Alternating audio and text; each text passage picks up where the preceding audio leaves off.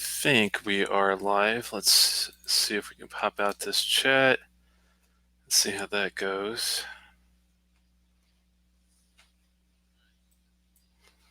Kill the audio on that one so we're not completely overrun by our own voice.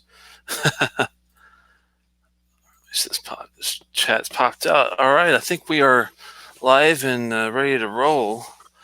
I did send a Twitter a tweet out to Loch Ness to see if he could make a live chat. I was talking with Steve and Connor for a bit, and we're gonna do one, but he wasn't available this evening. That's okay. And let me see if I can get my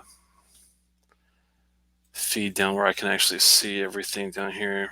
That's a lot better. Sorry about that, guys. I'm playing with about 3 different monitors here, trying to get the chats and the flow to be easier to be followed. There we go. That's much better. Hey, Daniel, good to see you. Sorry about the choppy intro, but I was doing the headset just in case someone was able to join me. I'm not sure if you have a lost cause. Good to see you too. We're going to take a look at in our distillery tour. The state of the distillery is what I'm thinking of it as, because it could change. Every year, some of these distilleries will release new add things to their core line. They might start adding a new yearly special cask. They might have a new age statement. You never know with these guys. So it's kind of I think, good to do them on occasion. It's never really, stagnant information on a lot of these characters, especially some of the bigger guys. We're going to look at, hey, aloha, I'm from Maui. Good to see you there, Dram. All the way in Maui, man. Lucky you. I guess it's early time there. You're probably still at work. Still at work. Great to be here. Focus is bad. Sorry about that. Well, that's strange. Usually it's a lot better. This is newer software I'm having to play with because YouTube's been changing some things with the way people do some streaming. There's Loch Ness, man. I was trying to get a hold of you earlier. Hey, Loch Ness, you want to talk about a distillery tonight? I was going to do Glen Scotia. Don't have to do that one. It can always change it. Only 3 there. On vacation. Nice. Well, hopefully you're joining me with something good. I decided to start with a Glen 18. It's one of my, I want to say, newer favorites that I've come across at expos. Glen when I was with the Dummies in New York, and they were the ones that had a new line, a completely different ball game. Actually, that was Glen Rothus. I'm getting them sidetracked with Glen Alecky. Now, Glen Alecky has been around, but they have a new line as well. I was thinking it was Glen Rothus, but that's a whole nother beast. The Glen Alecky has been a good experience so far. I'm not doing that one tonight because I haven't had a lot of their other options. Then their 10's really good, and the 18 is it is a newer one. They might have had some other older options previously, but I know the bottle is a completely new design, and they've supposedly, I believe, have different juice in the newer options there as well. Let me take a quick look at, as I'm kind of fixated on Glen Scotia in the mind, but let's look at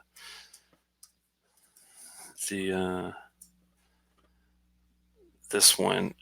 Loch Ness, I'll let you join if you don't mind. Let me know how to give you an invite, and you can pick the distillery. I've got a link, a guest link that I can give you to use to join the stream. I just need to know what email address to send it to. So Loch Ness, send me an email address if you don't mind, in the chat thing, and then I'll send it to you, and you can go ahead and join, and we can have a little discussion. That would be pretty cool, if you don't mind. If you can't, I understand, but I thought I'd at least give you an option to, and see how that goes. I'm just checking, make sure you didn't send me, because I did send you my email earlier to see if you could do this. And I'm sorry for the delay on getting started here. I just wanted to give him a chance if he could join, have a chat. If Loch Ness can't do it, maybe Cody, sorry, Dram, if you want to, I'll send you a link if Loch Ness is not able to, or if you feel like trying to do it. I'm not sure if you're at a point in your vacation that you can have a chat, but I figured it was worth a try. It might not be the greatest latency or bandwidth or whatever that you're wherever you are, but it might be worth a try. Give it a thought either way. I don't see anything from either one of you guys in the chat, so I'll just keep going for now. Let's say we're going to look at Glen Scotia, and one of my favorite distilleries. The only reason I didn't have some to drink tonight because I already drank all mine, so that tells you how good it is. Their flagship, I'd say, like what they're known most for nowadays, is the Glen Scotia 15. It's a solid dram. It's good for any mood, I'd say. It's complex. It's for the price. It's pretty more than reasonable, I would say, for 15-year-old, especially when you're looking at other distilleries. Their price for their 15. And I'm looking at you, Glendronach and Dalmore, and some of the other guys. But I'd love to have some right now and have. If I had my pick, I'd have the Victoriana. It's their more complex, higher end dram. Doesn't have an age statement, but I'd be really surprised if it's not at least a 12 to 15 year. It might have some younger stuff in there, but it's not a dram that's lacking anything. I think it's pretty solid. They used to have a 12-year. You don't see it anymore.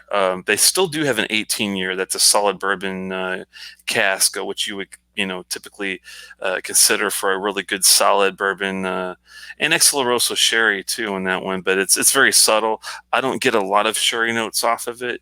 I'm happy with the bourbon notes that I get off of it, and it's got a lot of enough oakiness in there to definitely sustain everything. I'd say that it's a solid deal, but I think I prefer the 15 if I'm honest. But it is a solid option for people, and not a crazy price. And they even have a 25-year that's about $350. I have never tried it. It gets good ratings, but I'm thinking it might be worth a good look. It is an investment, of course, but it's Glen Scotia. Even though the 18 wasn't as tasty to me as the 15, between the Victoriana and the double cask, which is their entry level, they have a solid core, and we'll get into that and give it a good score here. Basically, I've been looking at distilleries, starting with Ardbeg was my last show. I just kind of like popped in my head, hey, maybe I should talk about the distilleries as a whole and take a look at different aspects of it that I think are important, and maybe give whoever the owner is, and I do have a listing of owners, for Ardbeg, it's I think it's LVMH is their initials. They also run Glenmorangie. But trying to give them a couple ideas, maybe that at least the people like us that we want certain things, and this is the way to let them know how to make it better. So looking at Ardbeg, we did we're going to do the same thing here with the Glen Scotia. Taste being a very important aspect, 1 to 10 kind of rating. Consistency, is it every time I buy a bottle of double cask or 15 or the Victoriana or 18, etc., is it consistent? That's going to be a 1 through 10. Variety, do they have a lot of variety outside of the core, that you can, get your hands on? They give, different casks and different limited editions, things like that. That's important, to have some variety. Age statements, do they have a good range of age statements to let you try? When you can go from 3 all the way up, so there's no really excuse not to have, I'd say an age statement on something, preferably at least a 12. I'm happy with an 8 or 7 if I can get it, but it is what it is. Availability, how available in not just the restaurants and the bars, but in the liquor stores is that brand? Can I go pretty much anywhere and get my hands on it? That's an important aspect, to a brand. And finally, value. If what they're charging for that bottle, is it really worth what I'm paying for? Scale from 1 to 10, 8, 9, 10 being great, 1, 2, 3 being not that great of a value. What do you get? When I looked at Ardbeg, just as an example, taste was a 9, consistency was a 9, variety was a 9, age statements was like a 5. They don't have as many. They did release 19 recently, which brought them up from a 2 or 3, in my opinion, up to a 5. But without a 12 or a 15 or a 17, just having the 10, the new 19 and the 20 something, it doesn't really cut it for me. I know, some of these new NESs, their Highland Park is real big when trying to let the juice speak for itself without having an age statement, but I still think it's important to have that comfort, the insurance, and knowing that what I'm getting is at least 12 or at least 15 years or whatever that should be. Another thing is with the value. I'm sorry, with the availability for Ardbeg, it's fairly available in most liquor stores. Bars is where it kind of suffers, so I brought it from a 10 down to about a 7. It's easy to find, I'd say, in the stores, not so much to your bar scene. Kind of makes it tough to have people try it or even give it a little part of a flight, that kind of thing. It's tough to get into if you don't have it available. Finally, a value overall, a solid 8 out of 10. I think took everything up, averaged it to 7.83. Like, it's a really nice high B plus, I think, across the board. For my rating, I had the audience do the same exact thing. They were not so forgiving with the age statements. They only gave it a 2, so their average out to about a 7, which is about a B minus. So that was our first experiment with that. Now we're going to look at Glen Scotia. So let's take a look here and let me know what you guys are drinking, and we'll go through each thing and give you guys a chance of giving me your scores, because I think your scores are just as important as mine. And the more people we have, take part, the more of a good score we can, I don't want to say good score, but a more realistic score we can give it. So let me tune up the Glen Scotia here and get it in my sights. Loch Lomond Group owns Glen Scotia. I didn't even remember that. I forgot all about that. Loch Lomond is not a Campbelltown distillery. That's interesting. So I guess I'm trying to remember where Loch Lomond is. That a Highland, I believe. Yeah, Highland, and it's an independent ownership. It's not a Diageo or Edrington or Pernod Ricard or any of those guys. It's its own independent deal. So that makes it a little different. It's makes me curious of why. I'll have to look more in research and do and figure out why did they buy Campbelltown, Glen Scotia distillery in Campbelltown. There's only 3 now: Glen Scotia, Springbank, which also does the Hazelburn and Long Row series, and finally Kilkerran, which does Glengyle, which does Kilkerran.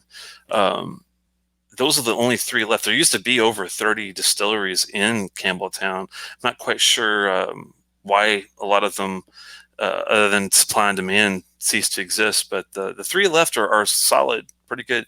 Double Cask is a good one. Danielson, he only sees the 15, and Victoriana here in East Texas and West Louisiana. Let me get to that availability in a second. Let's start off with overall taste. With you guys.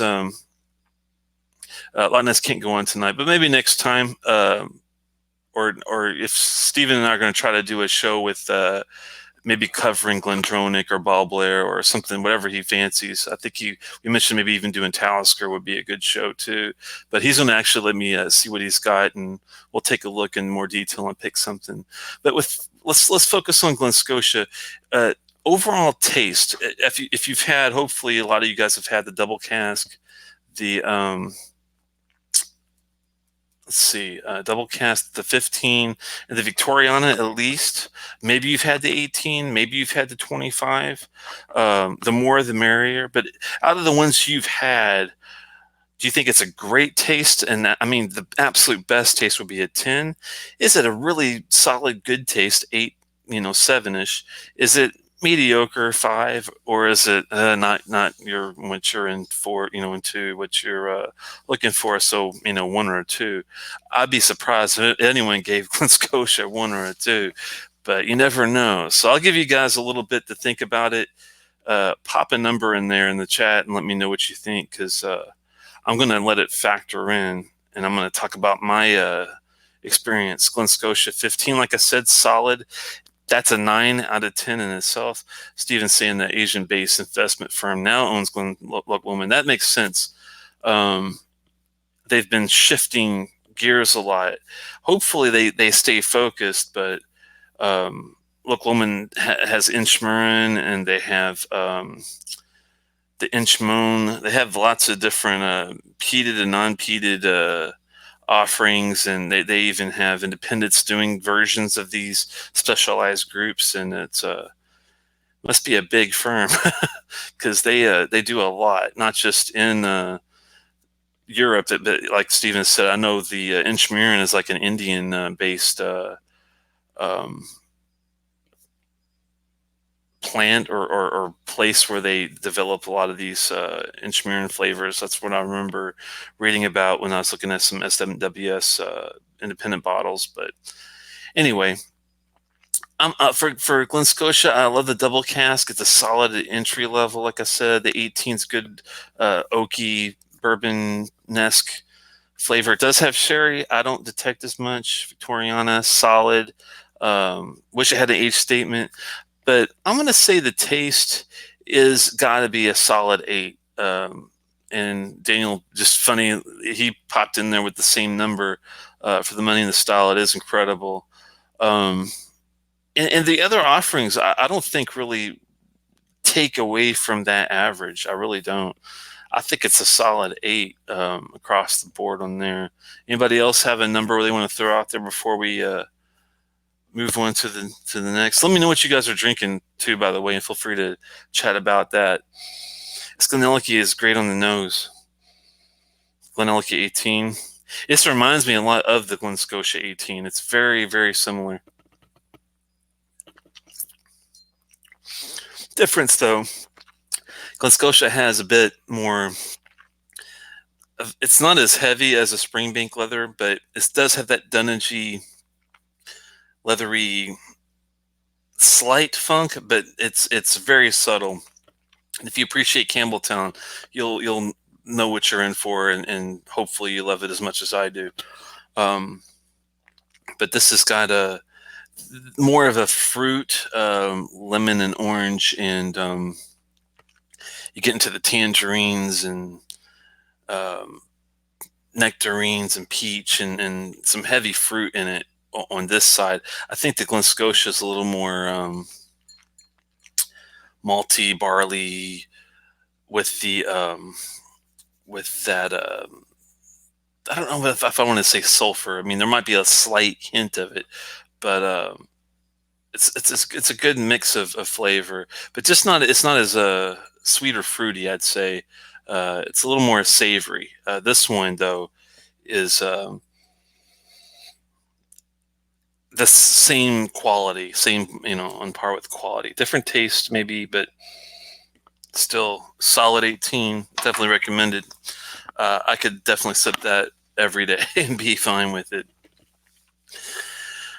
But yeah, we'll go ahead and take a look and see if there's some other ones here that we can maybe get into. Consistency.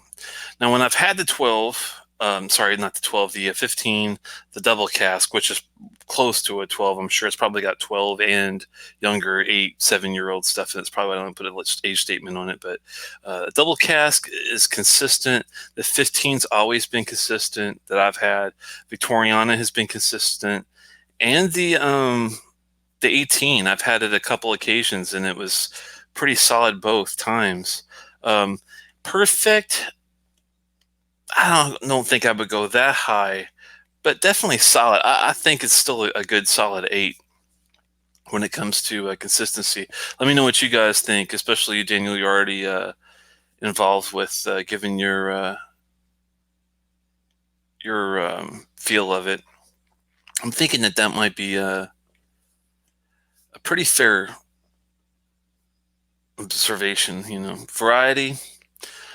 The only thing about it, they do have a solid core, which I'm happy about, but they don't really have any, other than they used to have some older options with, let me go back here to,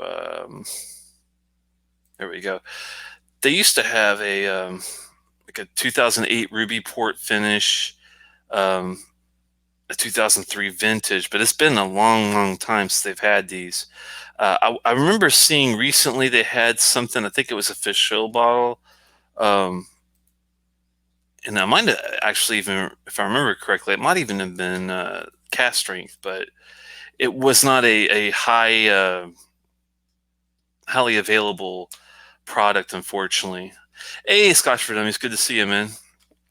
We're talking about Glen Scotia, giving them some numbers. I'm not sure if you guys have even looked at the Glen Scotia yet.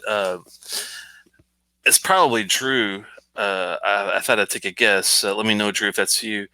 And if it is, either way, let me know if you guys have already taken a good hard look at Glen Scotia at all. Have you looked at the double cask, the 15, the Victoriana, or the 18 or 25, any of those guys? And if you have and feel comfortable giving me some of these numbers, feel free to chime in. Taste was the first number we were looking at. Gave it an 8. Hey, Rabbit, same with you. Thinking about Glen Scotia, what's your overall taste number? 1 to 10, 10 being the greatest, 1 being the worst. Out of all the things in Glen Scotia that you've personally had, taste-wise, 1 to 10, what would you rate the distillery as a whole after having like the 15 Victoriana double cask, 18, 25, anything? It doesn't. It could only be, if you only had one to go by, that's okay. It should factor, what your overall taste idea is, and consistency. How consistent is it 1 to 10 on the ones you've tasted? I gave it an 8 in both. Rabbit loves the Glen Scotia 15, probably one of his favorite pours ever. Well, I take it you're going to probably say at least a 9. So we'll have to maybe factor that in there too. That might bring it up to like an 8.5, I'm thinking. So we'll go with that. Variety. How many different varieties? And that's the thing I was just talking about when you guys joined. Glen Scotia really doesn't have a ton of options when it comes to the Sauternes cask. Don't know any of you. They do have that port, but that's been many, many years ago. They've had, if they had any charred or red wine casks, anything. I'm not aware of any, and I have kind of looked back and tried to find some. They do have some different age statements. But that's a whole different classification. So variety, I'm gonna have to ding them with. I'm gonna probably give them they're pretty average, I'd say.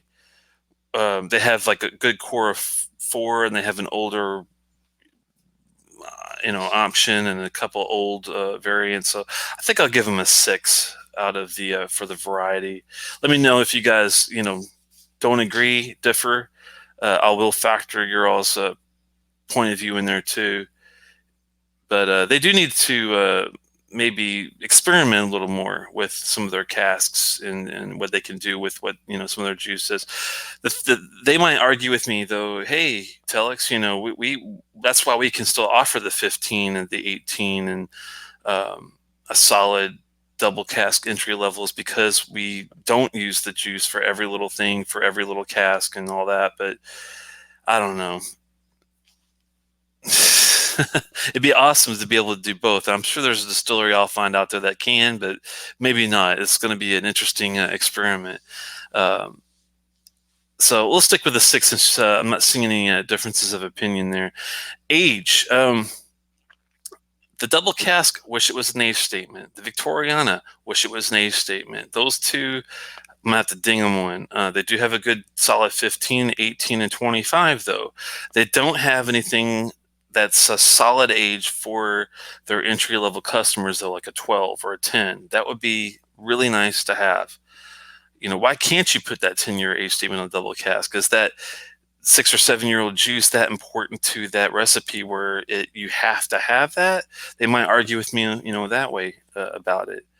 Um, but there's got to be a way, because I know some guys can, do this with an 8 or a 10 and have the age statement and still have a special cask offering. So it can be done. I think it's a matter of planning, maybe. That's my guess. But uh, they cover the higher age area well, not so much the bottom. I think it's another 6 or 7. I'm going to probably have to give them, since they do cover the bottom, I'm sorry, the top end well, I'm going to give them a 7. Work on that bottom, the fit 12 to 15, 8 to 15 area, and then we can raise that score up. Availability, that's a tough one. Liquor stores around here, and this is another reason why I like to include you guys, is because I can't cover all the geography, even if I'm just looking at America. It's really tough to do that, because what I see in Maryland is definitely not what you guys see in even in Pennsylvania or Virginia. It's a whole different world, state per state. Um, I'm pretty spoiled when it comes to Glen Scotia here in Maryland at the liquor store. I've never, ever have seen it offered at a bar. That's a sad thing. I don't know what's preventing it from being widely available. The 15 should be at every decent, whiskey bar. I think should have at least a 15 of the Glen Scotia, especially at the price point that it's in.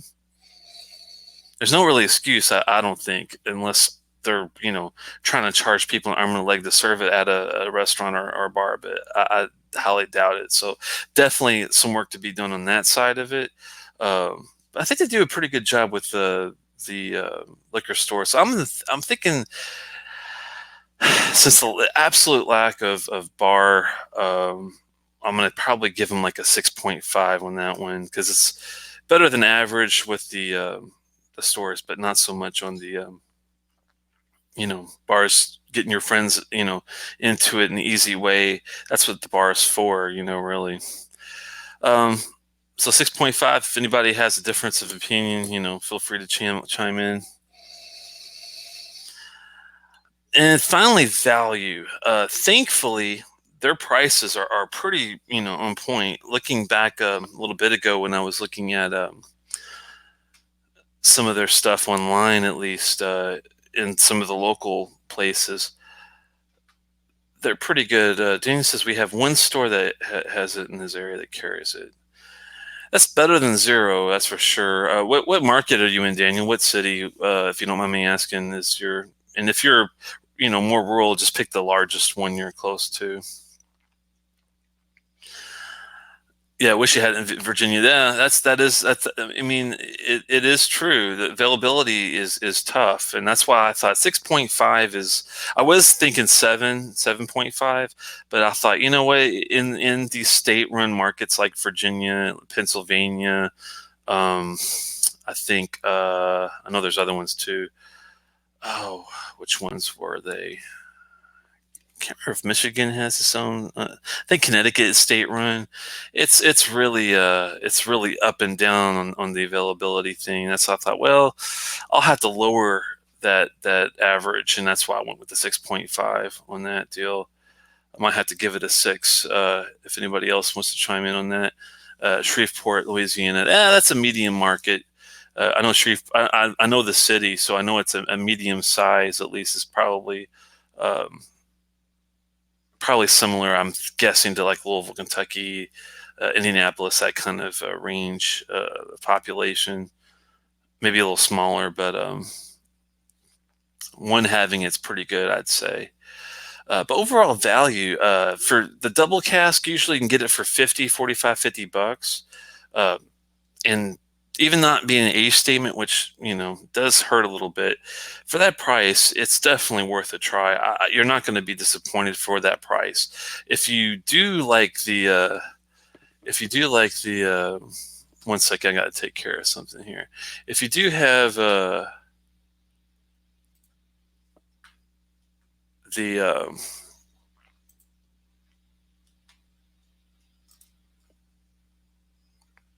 sorry about that. Anyway, if you do have One second, minus all the distilleries. Yeah.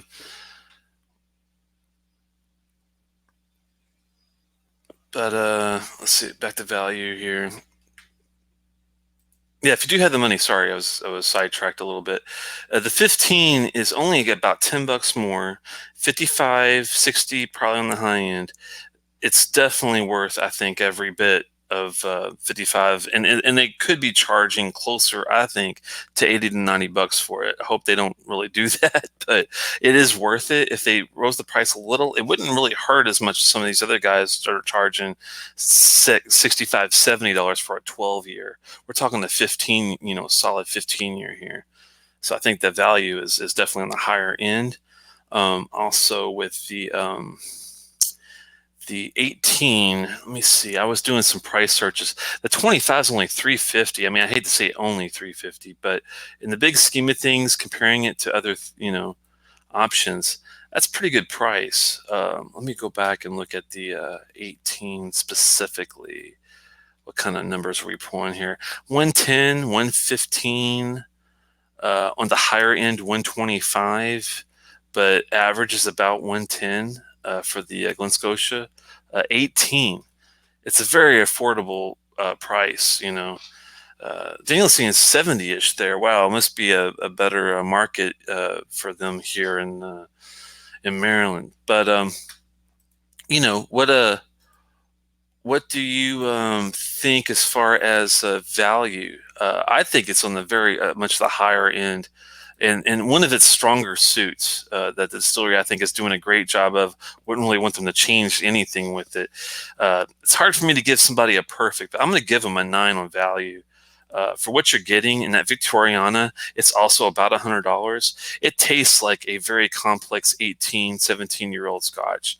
Uh, the Victoriana is something you should definitely try if you haven't tried it. Should be on everyone's wish list for at least a one-off try. If it's above 100, it's probably at 110 to 120 at the absolute highest. But I have seen it regularly available for 90, 80, $90 across. Let me look and see what kind of states they have here in my little list. Give you guys a better idea of the difference on the price on that particular option. Victoriana in New York, 75-ish. Missouri, 75-ish. California, 76. 80 California, 80 New York, 90 Texas, 90 California, 90 Massachusetts, 90 Florida. So it's consistently ranges from 75 at the low end, 90 for the high end, I'd say. And I think it's definitely more than worth it. Wish it did have an age statement, though. I will repeat that every time I get a chance. But for what it is, I think it's pretty good value. So, with that said, average is going to come out to about a 7.5, which makes me feel good. 7.5 on my scale is about a B plus as well. Kind of pretty much on par with Ardbeg as a whole. Different problems,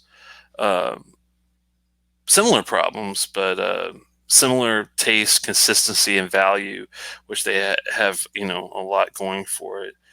But I think that is pretty fair.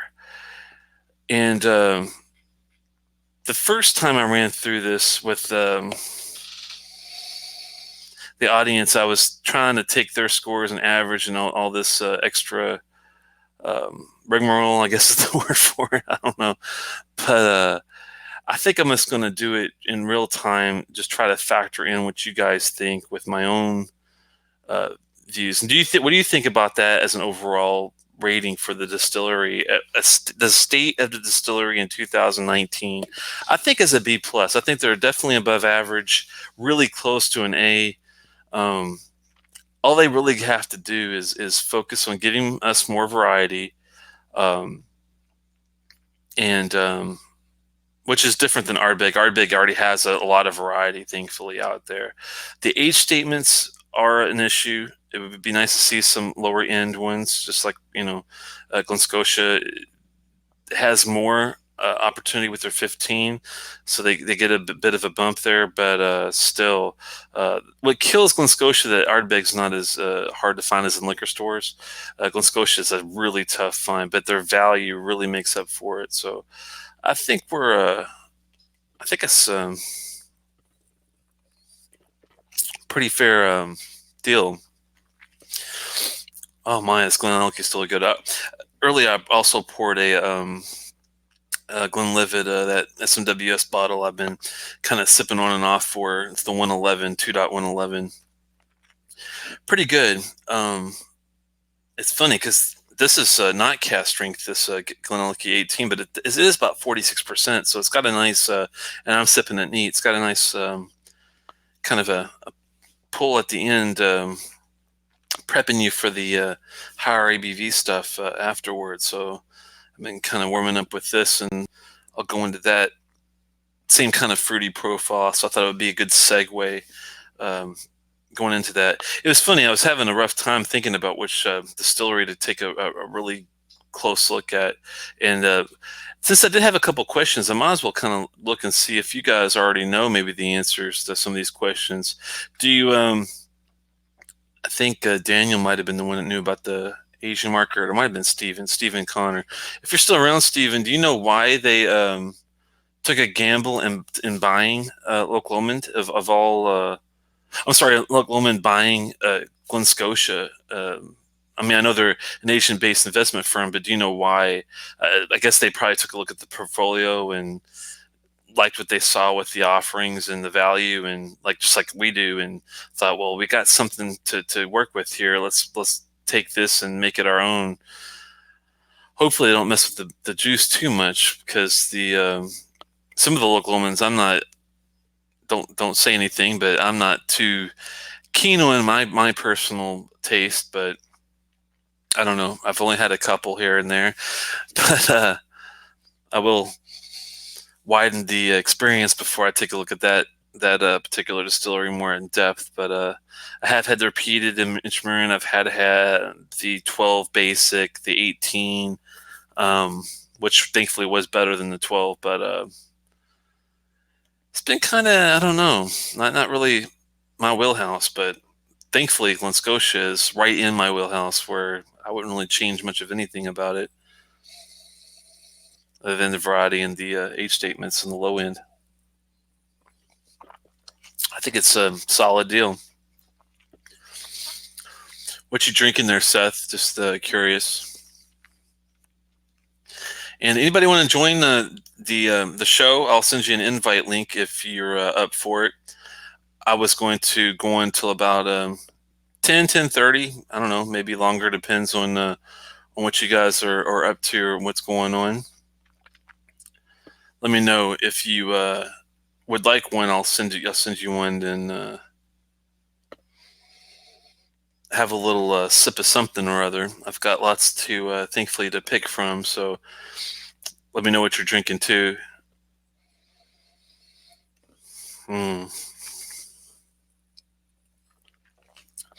Glenelg is one I definitely want to look more into as well.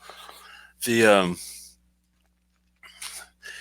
yeah, it's weird. Glen Scotia used to have a 12 and a 16, but just like after years of running the same thing for a while, I'm sure they just had to change over, and just like Old Pulteney had to do recently, Ball Blair pulled their line and is making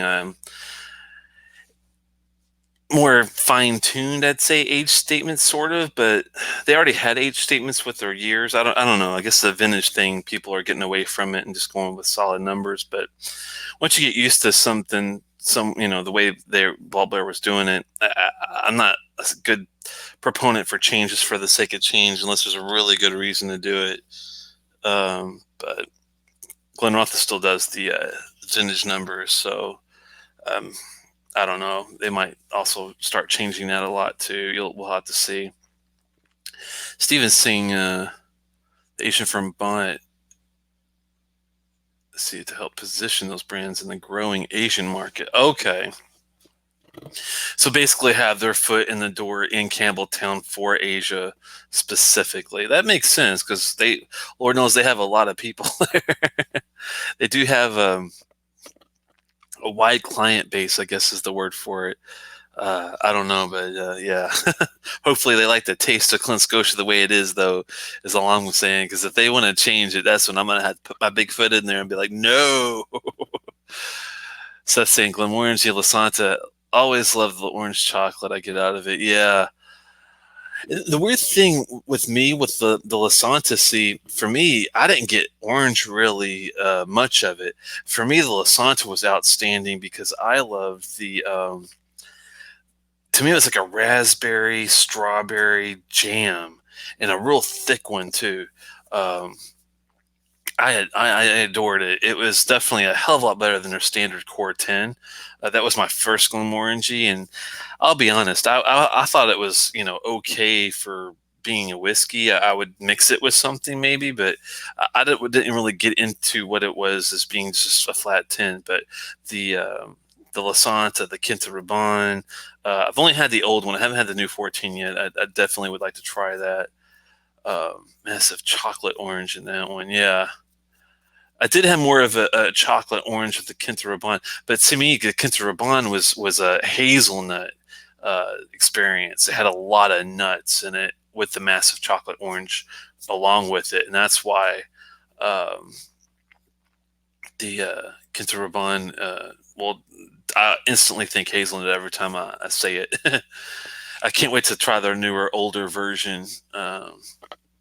Yeah, it's like a really slight tad to me because I get a lot more of the red fruits in the Lasanta, but that's just probably me. Maybe it might have been just the mood I was in when I had it, but I've had it a few times, and thankfully the taste to me has been consistent.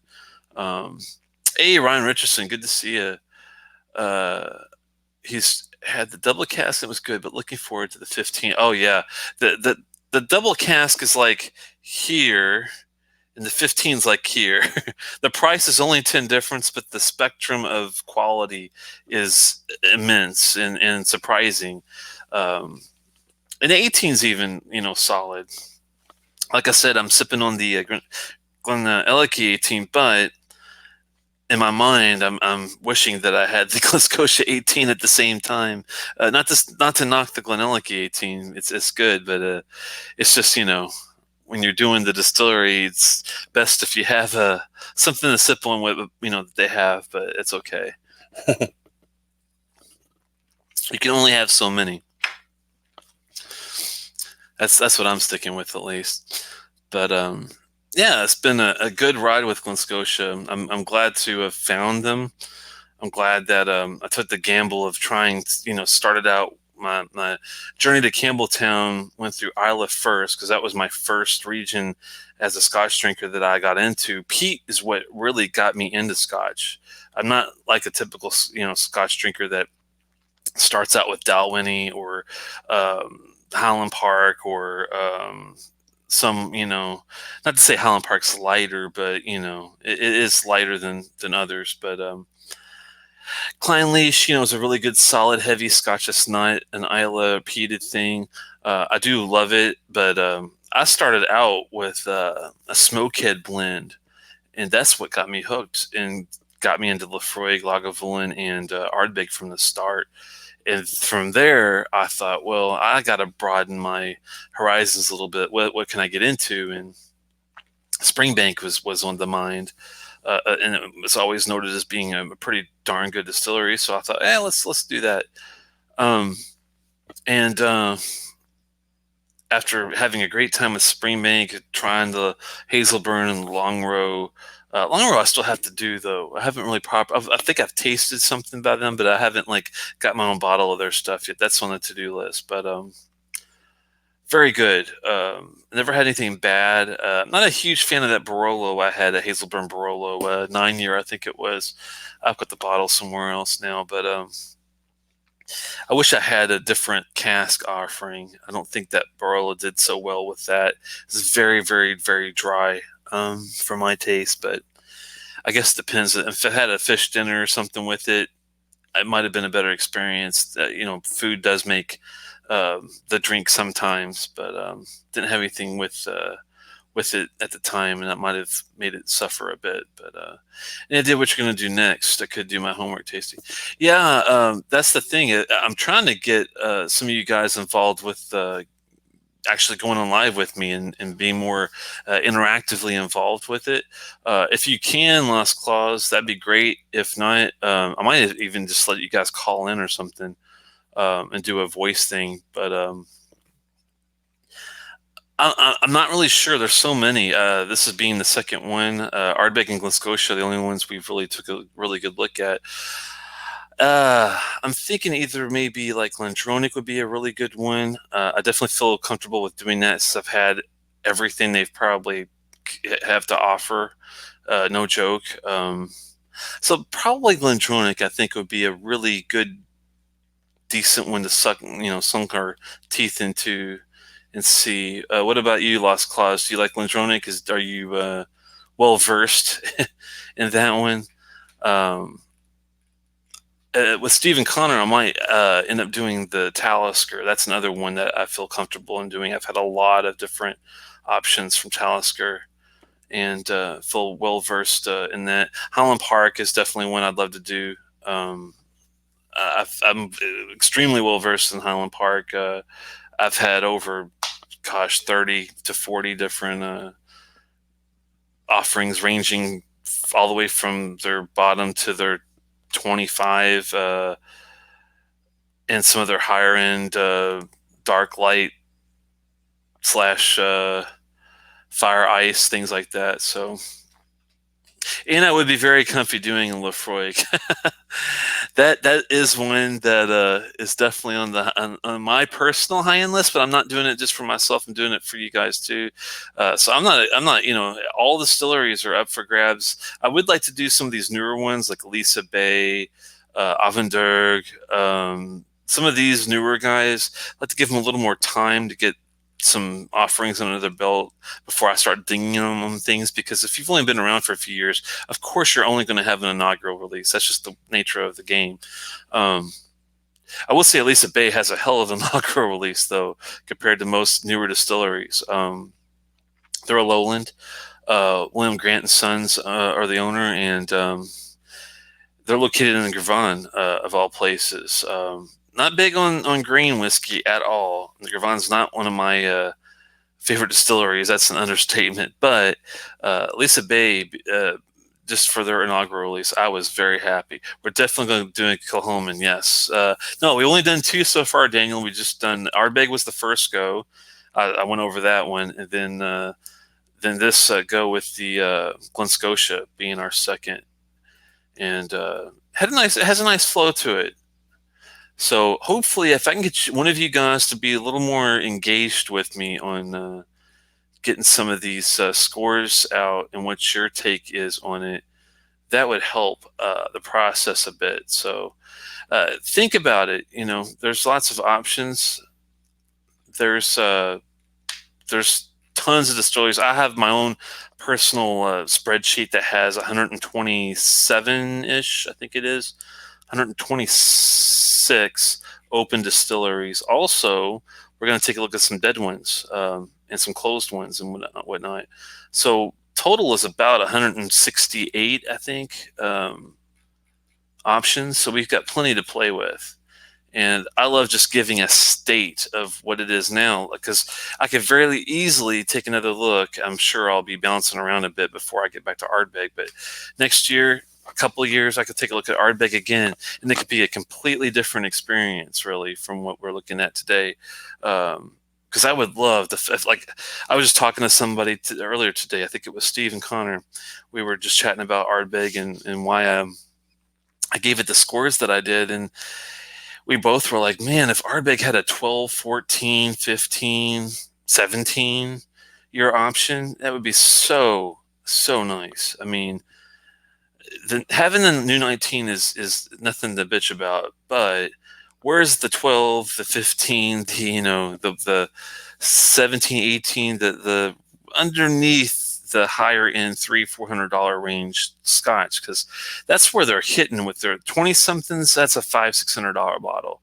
This new 19, I think, is pricing around three. I better look at that actually before I say that, because I don't want to tell you guys wrong. Let me see what this new Ardbeg 19 is even running. Is it even available? Yeah, $270, $300. It's mostly 300. I see it as high as 335, as low as 270. So, and that's before shipping. So there you go. It's an easily, higher end thing. Where's that bottle of Ardbeg? If your 10 is, we'll say $55, 60, 65 maybe. Where's that $80, $90 price point that's like an Ugadal or a Corryvrecken? I mean, that's where they should try to, I think, place some of these age statements, try to fine tune, some of these guys, and make it work. There's got to be a way to make an age statement work, I would think. Would it? I mean, hopefully someone from LVMH or Ardbeg would come and let me know. Hey, to get that Ugadal taste, we can't use anything. Everything that's older than 10 or 12. We have to use some younger, peatier stuff that is 4 or 5 years old to get it. If that's the case, I'm all ears. Come and tell us that's the fact. But until someone actually comes and says it, I don't know. I mean, it's a guessing game at this point. It's even saying that Talisker, Glendronach, Balvenie, Holland Park, Calvin. Well, Calvin's not on my list because that's not a Scotch, but I appreciate the brand. Lafroig, Bunnahabhain, Springbank, Lagavulin, Ben Nevis, Mortlock. Wow, that's quite a range. I like all those and know about most of those, pretty well versed. And the only ones that I need a little more, I think, help with would be the Ben Nevis. I love the basic 10, I think it was. Or is it a 12? Let me see something. I think it might be a 10, though. Yeah, the 10 I'm very familiar with. They have a 15. I've never tried. I'd love to get my hands on it. I think it's from like 1998, though. It's an older deal. Not so easy to find. I have seen it, though. That's pretty much their only core, though. They don't really have a lot to offer. They also, I mean, of course, you have your Douglas Langs, your independent bottling, signatory, whatnot. But I'm kind of, when I'm looking at a distillery, I'm trying to keep it to, the actual distillery bottles. Now, do I like the fact that there's lots of options for some of these, like with SMWS and Douglas Lang and Gordon MacPhail's and some of the other, decent independent bottlings? And yeah, it does help a bit. But if I can have that from the distillery, it's, pretty damn nice, I have to say. So it is what it is with that. 1 second. Let's see. But yeah, I think I think we're gonna. I'll take a look with Steven and see if we can pick one out of the ones he mentioned there. They have a 10-year cask strength. Ooh, I would love to try something like that. That would be awesome. I didn't know they had a cask strength option. It's like a limited edition one-off or something. I'm just curious. Out of the ones you mentioned, it sounds like you were pretty excited about the Talisker thing, and I have had a lot of different Taliskers. I've had the Niche Point, the Port Ree, the Dark Storm, the Storm, the 18, the 10, the Distiller's Edition. I'm pretty well versed with Talisker, I have to say. So I think let's do that one, man. If you want to change it, let me know. Send me a message or something on the side, and we can. Either way, we can talk about it and come to something. But yeah, you can't go wrong with the Talisker. Really, that's going to be a really nicely high rated one, I have a feeling, because they do have a really good spread and they have the years. Could have a couple options though, 15 and 14 area, because it jumps from a 10 to 18. You don't really have much in the middle. That's where they might get dinged a little bit around, but it'll be fun to really take a good hard look at those guys with all their travel retail options and whatnot. It's that's another thing that helps a distillery, I think. That's something that Ardbeg doesn't do is travel retail options that I'm aware of. Highland Park are the masters at it, as you're probably aware of. Bunnahabhain does it really well, and some even Lafroig has really good travel retail options. So I could do a long row red sample swap with you. The long row red would be a good one to try. I don't think I've actually had that one yet. We'll have to send me an email at telex@outlook.com, and we'll have to talk about maybe doing something like that if you want. He's stocked up on the 18 Allardyce. Nice. Yeah, that's the one to definitely stock up on. I was seeing someone, I forgot who it was, sent me a really nice PDF that had all the ages and what the real age of the juice was. It might have been the Scotch for Dummies. And it had, like, if you bought this 15-year-old back at this year, it would be this, actually 18 or 20 years old. Really cool the way it was designed, and helps out with finding certain particular bottles that have that really old stuff in it. Best tasting, of course, most likely. Speaking of cask strength, we did find some 2019 bottles of Loch Lomond Madeira single cask. Wow. Ooh, Madeira single cask? Oh, man. Actually, a friend in Houston bought some today. Damn, I don't have that one. That's one I need. I need Killam Madeira cask. That would be awesome, because I do love the Lafroig Carriages Madeira. That was the 2016, I want to say. And if Kilhomas tastes nearly as good as that one, which I'm sure it would, as long as it's not port, that's the only thing that I don't think Kilhoman nailed completely. Everything else has been pretty solid, I have to say. All those bottles are outstanding up there. Um, but that port cask matured one was a little iffy. I did not buy my own bottle of it. I had a couple samples, and it was, it wasn't what I was expecting, but Glendronach didn't nail it for me either. I had a peated portwood. I was going to say a ported peatwood. That would be weird, but a peated portwood, which took 45 minutes to open up, and it's just like, not cool. You're going to get another bottle in Dallas next week, man. Well, if you have an extra, and if I can't find it, I haven't been to my local place in a while. I'll have to get back to T Cellars here soon. I'm sure they're probably thinking I'm dead or something, because I haven't been there in a long while. So I was doing the SMWS bottles pretty exclusively there for a bit. Still not counting them out yet completely, but I'm going to definitely be honing in on some of my collection. I'm going to really focus on the distilleries that I really, really enjoy. We're still going to talk about them all, but as far as my own personal collecting, I'm going to definitely get that new Ardbeg 19. I finally found the last two Game of Thrones bottles. Not sure how many are left, guys, but if you do collect whiskey like I do, even if it's not the best, some of them is very good quality, though.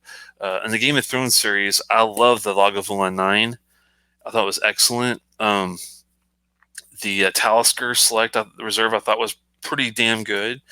Even the Oban Night Watch, which Oban's not one of my favorite distilleries, I'll be honest with you. That one's got enough smoke in it, though, to really, I think, hold its own, and that's one of the top three that I had out of the series. The Dalwhinnie was solid, not maybe as good as those three, but I thought a decent taste. Even the Glendullan had some Ben Nevis-esque sulfuric funky properties to it that I thought was pretty decent. The Cardew was the only one out of the series that was, I don't want to say a letdown, but just didn't do much for me. I had a couple sips and the bottle's still, mostly full over there. I'm going to mix some PX or Oloroso sherry maybe with it and see what that does. I got a couple bottles for myself for testing. Get an eye drop and just a couple drops of sherry, and see how that goes with the dram. If it's not enough, add a couple more. You can always add more. You can never take it out. So be careful when you're dealing with sherry in your dram directly. It does work, but you have to be really subtle with the drops and get it right. Anyway, But the last two I have not had yet are the Kleinleash, which I've heard is outstanding. Can't wait to get that one, because once I've had that, then I can feel comfortable that I could do a show on a Kleinleash, as the distillery as itself, and give it a good rating. Especially their usage at Compass Box makes them top tier. Very good extender for taste. Get more into that at the show, but that one is one I'm missing, and the Royal Lochnagar was the other one, which I have a bad feeling it's probably going to lie in between the Cardew and the Dalwhinnie. Hopefully, it's more closer to the Dalwhinnie on taste factor and appreciation. Let me know if you guys already had the Royal Lochnagar. I think it's the 12 in the series for the Game of Thrones thing. Just curious. The Clownleash I've heard is really good, actually just as good as the Lagavulin. So I'm really looking forward to that one. Those should be here just in a couple of days, maybe even tomorrow. If I think I might actually get those tomorrow. So that'll be good for maybe a part of adding to a Clownleash show. We'll see how that goes, but that's definitely on the radar. I'd love to get my hands on more Clownleash. I got to get the Distillers Edition. Really, is the only one I think I'm lacking on that one. Daniel says we went in thirds on bottle. Wow, so I'm waiting for it to ship. Zach told me that we just need to go and get one next week.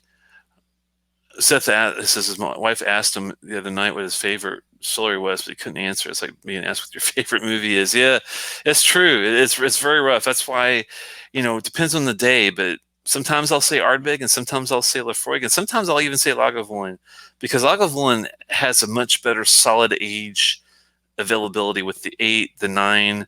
They have that new Nick Offerman. It's more limited edition. I think it might even be a 10.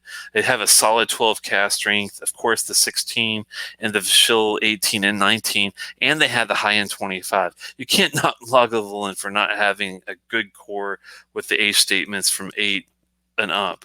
The only thing they don't really have, well, they do have the Jazz Festival. They have the Fischl stuff, so they do have some variety, but they don't like to play around too much with different casks, like a Sauternes release or we were just talking about a Madeira release, that kind of thing. Thankfully, like Bunnahabhain's a little more adventurous when it comes to that. That'll help them out with a variety. But it's going to be fun getting Bunnahabhain. Will be a really big, fun one to do. I'm very well versed with my Bunnahabhain, so looking forward to that being a good one too. Lost Cause says, "Where's my Ugadal 10?" Yeah, that'd be nice, man. They should be able to put a fat age statement on Ugadal, you would think. I mean, is it really that old, young juice? Is it really that important to that blend? Maybe, and when I say blend, I don't mean blended Scotch. I mean blended, from the distillery. Hey, Chris, you're never late, man. I really appreciate you coming by when you do. We were talking about Glen Scotia, so it's never too late. Give me your ideas, Chris Beaton, on Glen Scotia. What have you had? What do what's the taste factor? Is it consistent? Is it easy to find where you are in the liquor store? Is it easy to find at a bar? I'd be surprised if you say yes. The value, what you're getting for your dollar. Do you think it's a good value for for the distillery? If you know Glen Scotia, definitely don't feel be timid to speak your mind. But I think it's definitely a good solid choice to invest in, as far as opening the collection up at least to the core. Double cask 15 at Victoriana is like the solid 3. Can't go wrong with any of those. The 18's more higher end, but low in the price point. Not flashy. It does have sherry, but not easily distinguishable. 25 I have not had, but I can imagine it's probably pretty damn good. But their solid core of 3 is pretty nice, I have to say. Wish there was a little more age variation, but if that's the worst thing I can really say about them, and being able to go to a bar and buying it, that's not too much to bitch about, I have to say. I wish most distillers were like that, because there are going to be some that have been around for a long while that are used in blends for a reason, and you don't see them outside of these blends for a reason. Which, they serve a purpose at least, but they're definitely going to be on your maybe what to watch out for in the future if, one of these big guys like Diageo or Beam Suntory or whatever, if they, go into the brand and invest more into it. Like Morlock was a good example where they had the rare and they had, I think, what was it? Is it 15 or 16? They had maybe like 1 year and one like rare or distillers edition type thing, and that was about it. And they finally came back recently and they've released a 12, a 15, a 20. I think it might have been at 16 instead of the 15, but they have a good range of ages now and a brand new marketing thing. Everything's rebranded with the Mortlock. So I haven't had the new stuff yet. I am curious to see how good or bad it is. So it'll be definitely fun to take a closer look at that one. Well, Chris didn't say anything about Glen Scotia, so I don't know if that means that he doesn't like it, or if he's never had one, or if he doesn't have an opinion, maybe.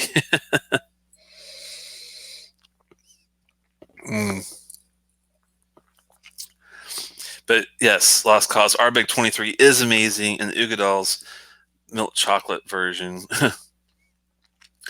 Yeah, that Ardbeg 23 had so much fruit and barley and like mocha chocolate notes, and I mean it was so complex that it was hard to even get my mind around it. It was so damn good. Hey Travis Faircloth, good to see you. I know he's going to be around for the Glendronic show. Might even have to talk him into doing a live with me for that one. Travis Faircloth, do you ever do a live? I got a link to send you if you want to give it a try sometime. Lost Cause never had a Glen Scotia, but a Springbank fanatic. Yes, you will have to pick one up. I haven't decided. It's really your availability, Travis. Send me an email at telex@outlook.com. Let me know when you might be able to. Tuesday night would be preferable since that's when I usually do a show now. But if you have to do it like on a Wednesday or Thursday, Friday, I'm open to changing a night around to do it. I just want definitely somebody that knows the brand, that feels well versed enough to talk about things like its consistency, its value, its age ranges, its variety, its overall taste, those kind of things. I know that your Glendronach, so that would be a good one to do, possibly, if you're up for it. Let me know. But hey, Travis Faircloth, what's your take on Glen Scotia as far as overall value, taste, consistency, availability? Is your availability as far as like your Scotch bar or your it doesn't have to be a Scotch bar. It could be a restaurant or your liquor store. Is it easy to do that? I might be down to join next Tuesday if I'm all off next week. Cool. Which distillery do you like the most, Dram?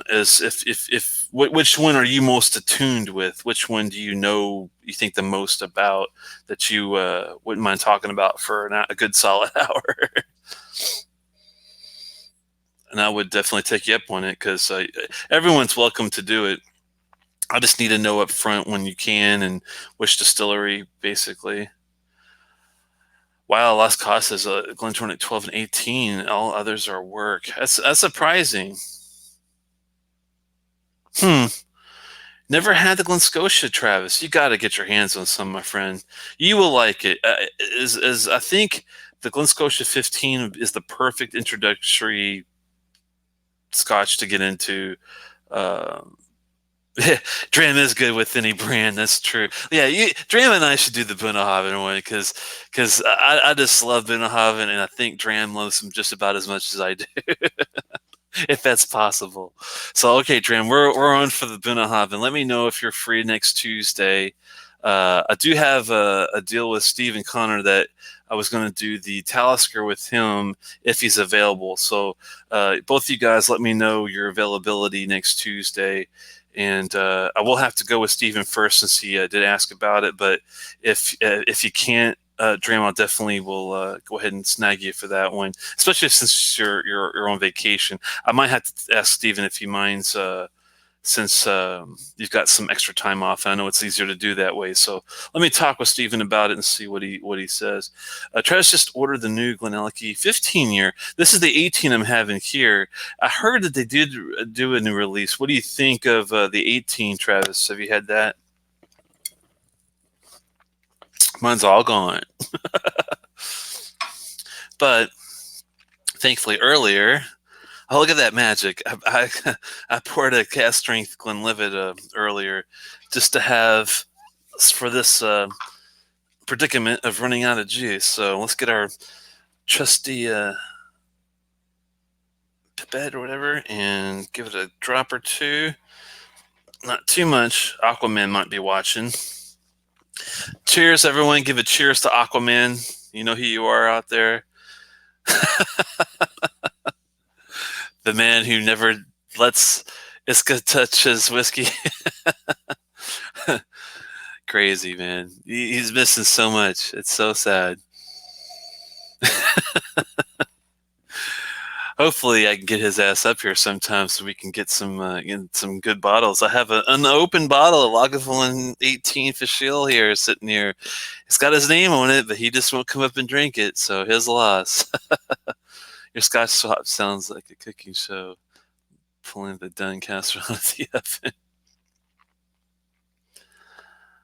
Nope, I just got the Ralphie 13 port in the 15 year OTW. I'm trying to remember what that is.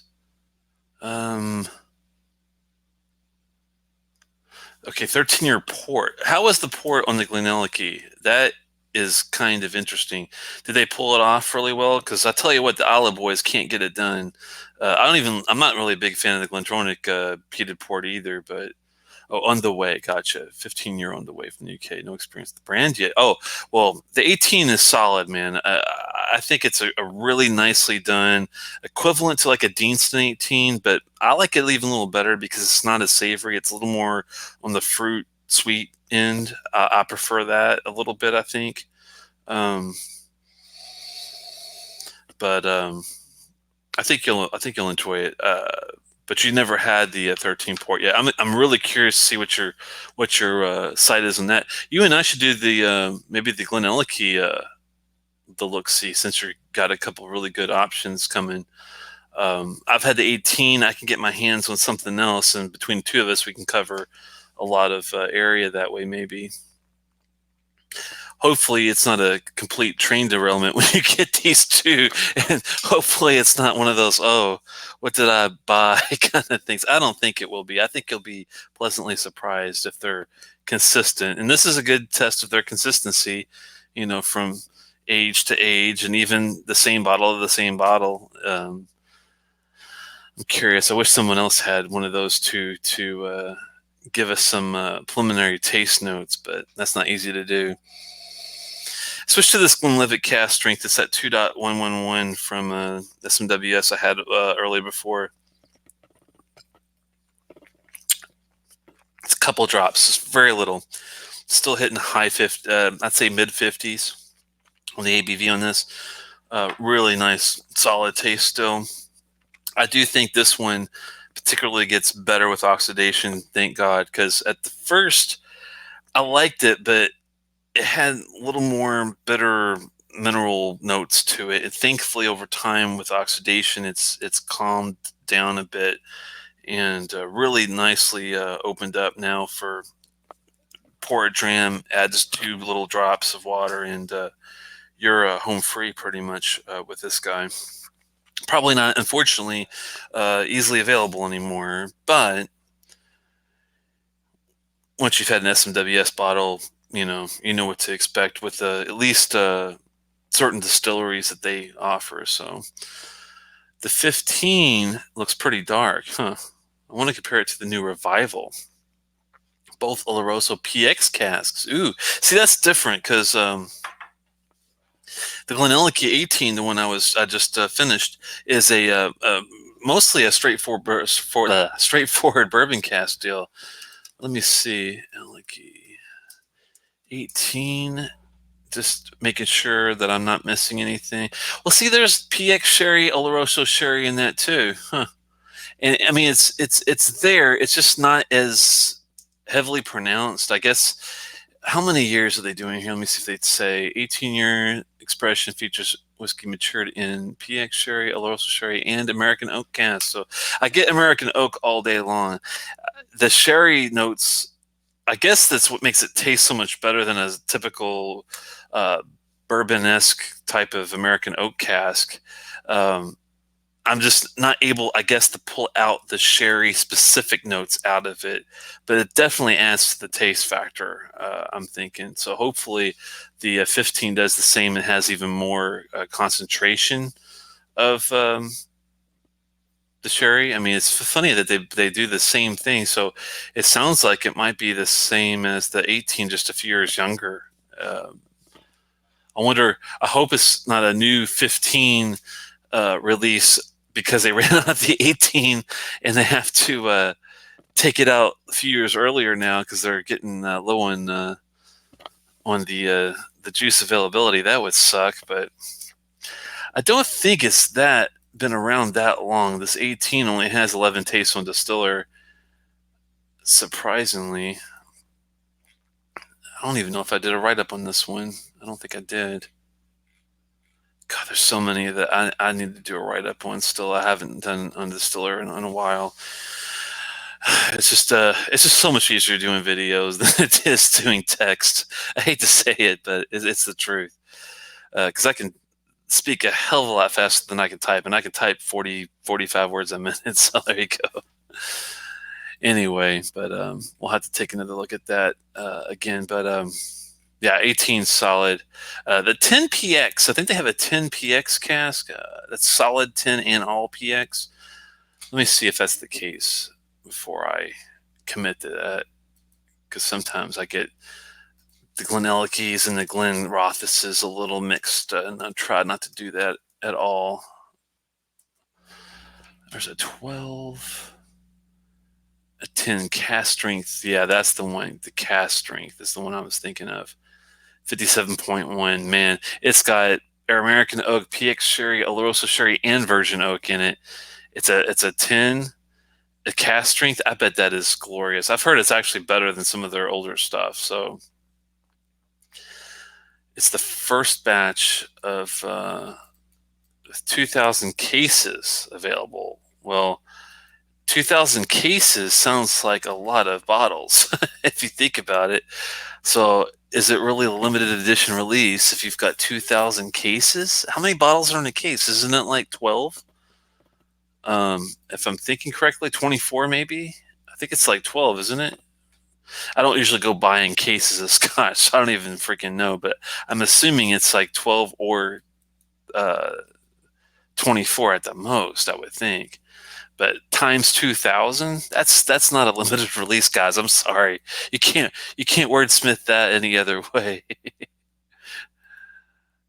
I mean, even at let's say it's 12. I mean, it's 24,000. That's a lot of bottles. I even left. Oh, it's 6 in a case. It's not as many then. I feel a little better about it. But still, though, what is it? How many were in that? 2,000, I think. Right. So yeah, I mean,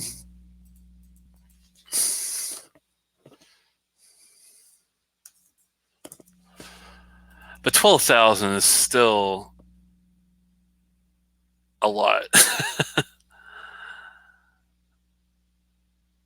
Comparing it to the revival will be interesting. I have a feeling that the revival might edge it, but I don't want to jinx it because the 18 is so solid, but just a lack of sherry notes in it makes me kind of wonder if the Glendronach won't like beat its ass. But it'll definitely be an interesting comparison, I have to say. Give me an idea on some other shows to do. Maybe have a little cross distillery shootout get somebody passionate about a certain distillery, have someone else that's passionate about the one it's going against, and talk about the comparison, good and bad, about between the two. That would be an interesting show in itself, really. I have to think about that one. Glenelg and Glendronach would be a interesting battle, because Glendronach is like well established, been around for a long, long time, had a big break in the 90s, like Ardbeg, for example, and lost a lot of juice. Came back with a vengeance, though, just like Glendronach. Glenelg is one of those. Glenelg is one of those newer ones that's going through a transition. So is it fair when one's going, has already gone through this phase of getting their ducks in a row and moving forward? But yeah, Steven's agreeing. Glenelg is going to kick some ass against Glenelg. Yeah, you're probably right. The only thing that I don't know about Glendronach, that I don't think it's got the issue with their high end bottles. I think those are solid.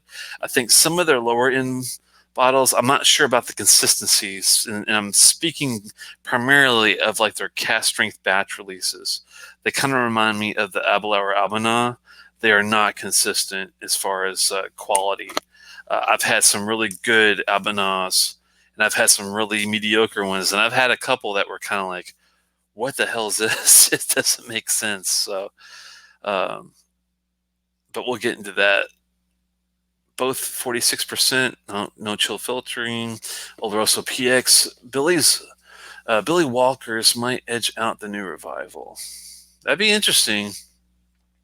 And that's another thing. Yeah, are you talking classic Revival or present Revival? Because I've heard there's some nuances between Rachel Berry's newer version, but I've heard it's still good. Not to knock her.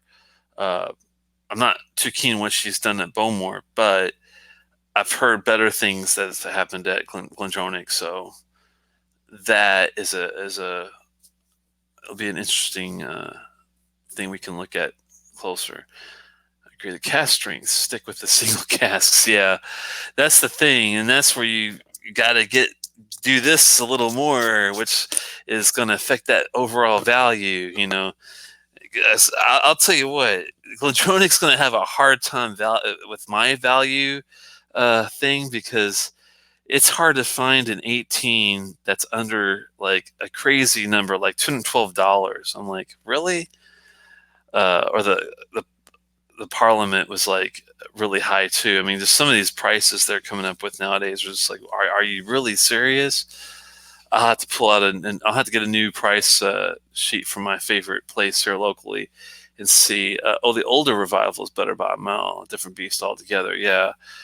So that's the catch, see, when you're dealing with these distilleries. But this is the state of the distillery presently. So when I do factor these differences and what they offer, I try to stick to what's available now, not what was available, 10 years ago, because the Glendronach of the late 2000s is a hell of a lot different than the Glendronach of the 2020s. Yeah, then that's the thing. That's why I wanted to get everyone involved with the value in some of these availability questions, because my area is completely different. Maryland is not kind to folks that love Glendronach here. The prices are probably the highest in the country, from what I've heard. So I definitely don't want that to be its sole knock. Definitely, if somebody can get, like for me, the 12 is like 70, 75 bucks. If you can get the 12 for like 60, 65, then that should definitely factor in the score and get it down. But single casks are getting up there in price. Batch 17, yeah. The single casks is great, but you definitely have to get your wallet, spread it open a bit, and do that to get some of those big boys. But you do get what you pay for sometimes. So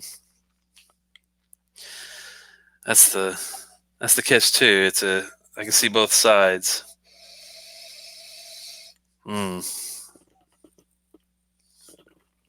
Tasty. Yeah, I'm gonna have to get a couple more SMWS bottles soon. But I think I might have to do a local drive-by before I pull the trigger again to get anything later on. But well, guys, I really appreciate your all's time. It's been a fun one as usual. And give me an email, Telex. It's TELEX at outlook.com. Let me know if you're available next Tuesday, Stephen first, along with Dram. Dram, I'm going to try to get that locked in since you're on vacation that time. Stephen, if you can do it around the same time, maybe we can do maybe a double show or something. We'll figure out something. Maybe go a little longer and do start one stream with whoever it works out easier with, and then start a new stream and do a set after or something. That's always an option too. Or one on Tuesday, one on Wednesday. We can mix it up. It doesn't have to be anything set in stone or anything. I really appreciate it, Stephen, and appreciate you too there, Dram. I know it's not easy getting me when you're all the way in Hawaii, of all places, on your vacation. Hopefully you're enjoying something really good. Really looking forward to looking at Bunnahabhain with you. Between the Kurukvona and the Arena Grain, the Choichek and the Kiabanok, and even the 13 Marsala, the 12, the 18. I mean, they're all fantastic. Well, some more than others, and we'll get more into detail, I'm sure, when we go through them all together. And hopefully I'll get a chance to have a Bunnahabhain 25 at some point. That's one that's on my list I don't think I've had yet. I'll have to do a double take. I might have had it at an expo or something. Not the same when you're shooting through a boatload of them, but I can imagine how good it would be. It'd be pretty damn solid because I love the 18, and even for the price, it's definitely a solid offering. And I love their peated and unpeated stuff. That's what's great about Bunnahabhain being in Isla, is they got both sides to offer, and they don't really have anything that I've had that was completely off the wall. There's been a couple subtle letdowns, but nothing major. Well, hopefully you're enjoying something similar to this Glenlivet. Glenlivet's another distillery that we'll have to take a really good hard look at. I like a lot of stuff that I've had from them. One of the first, let's say, everyday drams that I got into was a Glenlivet 12 that I think was a good solid taste. Pineapple is one of my favorite flavors, and I really got a lot of that, I remember, out of that one. So it'll be fun to take a look at that. Well, guys, Slanchava for now, and hopefully I'll see you again soon. Thanks for stopping by, and hopefully our little score system will help you when you're looking at different distilleries. What's definitely worth a try and what's not. I think Glen Scotia should be, especially if you've never tried one, Glen Scotia should be at the top of your list. If you don't at least take a gamble on the double cask. But I would definitely recommend splurging for the $55, guys. Come on. But if you're feeling adventurous, going for the Victoriana or even the 18 or 25, I really don't think that you would be disappointed. There's only one person I remember not really getting into the Glen Scotia thing, just the palate difference. I think that might be Swami. He and I usually, we'll see eye to eye on Kilhoman. We'll see eye to eye on our iffiness with Dalmore and McAllen sometimes, but we're both big fans, I think, of Bunnahabhain, and I think he's not as big, I think, of as a fanboy of Lefroy and Ardbeg as I am, but I think he and I share a Kilkerran, Campbelltown in general, except that Glen Scotia, I don't think was the only one that he really didn't like that much. But other than Swami, I can't think of anyone else that was kind of. Yeah, I don't think Scott from the Scotch Test Dummies has even gotten into it yet. I have to take another look because it's been a while since I talked to him about it, but we'll have to see. Well, have a great week, guys, as well. I appreciate it, and see you soon.